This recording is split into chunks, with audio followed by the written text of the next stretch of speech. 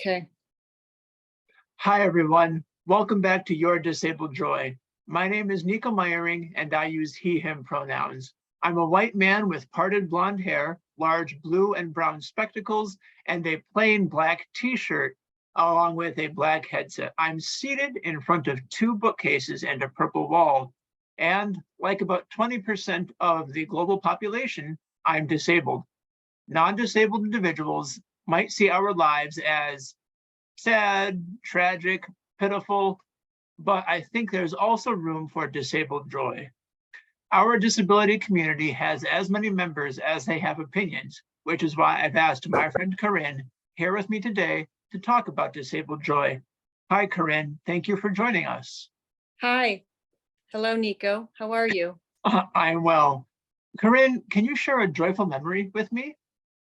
Probably my joyful memory was when I first graduated from community college in 2011 and later university in 2013, just because of the fact that nobody thought, nobody knew how far I was going to go when I first got my diagnosis at 3 years old back in 1993. I mean, when you're diagnosed that early, when you're on the autism spectrum, when you get an early diagnosis, especially for a female, then back then the prognosis bleak to non-existent. Nobody really knew what to do. So the fact I was able to graduate, that really was quite impressive. So that'd probably be one of my good joy number one. And then number two would be when I finally met my current workplace, AHM Brands, just for being so wonderful and supportive. That's fantastic, Corinne. Those are fantastic, incredible wins. Congratulations. Thank you.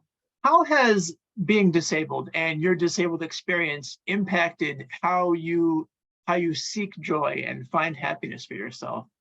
Well, probably the biggest shocker and how you could say my experiences affected my joy and quality of life was when I discovered that as a kid, there's lots of advocacy for kids with disabilities, but as soon as you reach adulthood, it's kind of like, what's that, George?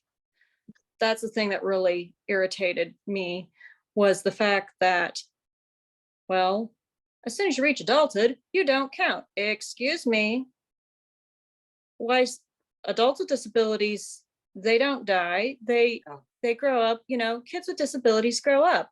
So that really has affected, you could say, my quality of life and also my joy as well, just because it's like, why is this so difficult? I thought the law was there for all of us, not just for the kids.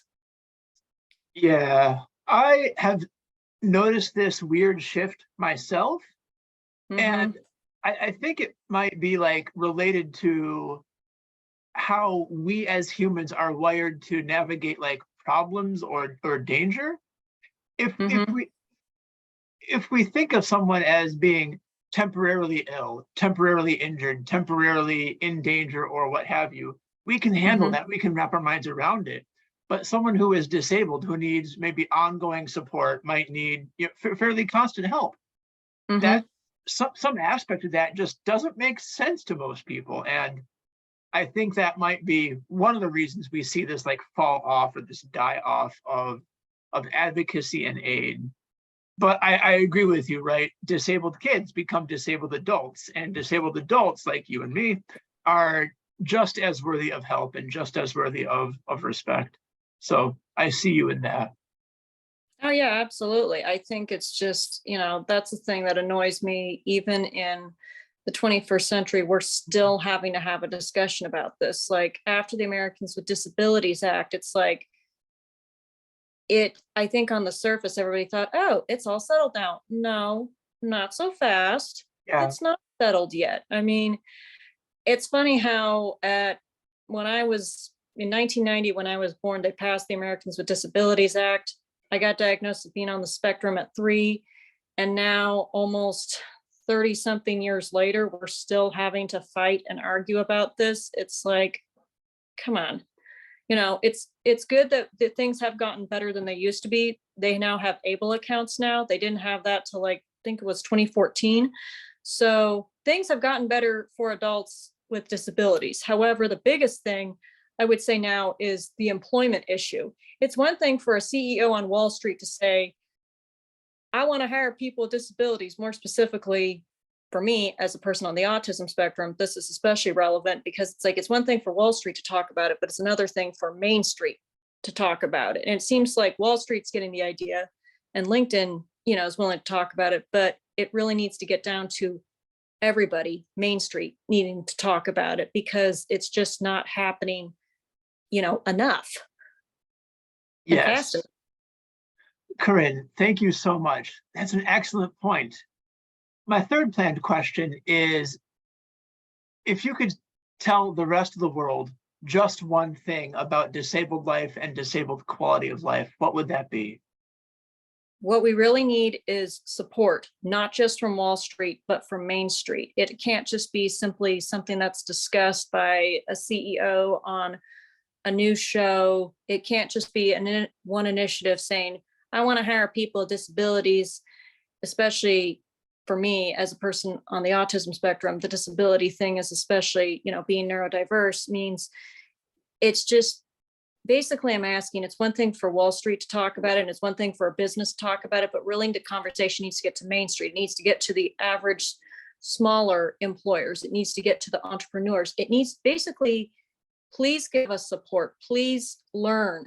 Please give us support and learn. And it needs to go not just from Wall Street and a few startups. It needs to get to everywhere because it's like, chances are you might just know somebody with a disability. It could be your parent, your grandparent, your step parent, your foster parent, your kid, your step kid, your foster kid, your relative, your friend, the neighbor, the person you see down the street.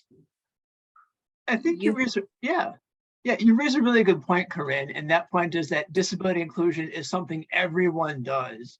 In terms of employment, which is a topic that I understand you come back to a lot, disability representation needs to take place at every level in a employer, every level in an organization, 100%. Exactly. Corinne, thank you so much.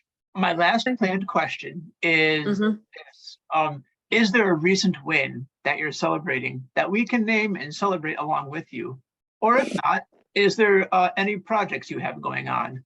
Or I don't really have anything. Okay. I don't really have anything right now. No Sure. current wins right now. And I don't have anything I'm currently promoting. I just am here to just say thank you for this opportunity for me to speak out on my experiences as living as a person with a disability. And I just would like people to know that I think probably the biggest thing I want people to know is that inclusion at all levels, not just a talking head on the news show or a CEO or a venture capital group, promoting it. It's disability and employment inclusion needs to happen everywhere if we're all going to succeed. I mean, especially it's important for people with invisible disabilities because just because it's not visible doesn't mean it doesn't exist. It does exist. Sure. Absolutely. As someone with a rarely visible disability himself, that particularly resonates with me. Corinne, thank you so much for joining me. I've had a pleasure getting to know you. I've had a pleasure understanding your perspective. And I really enjoyed our time together. Thank you again.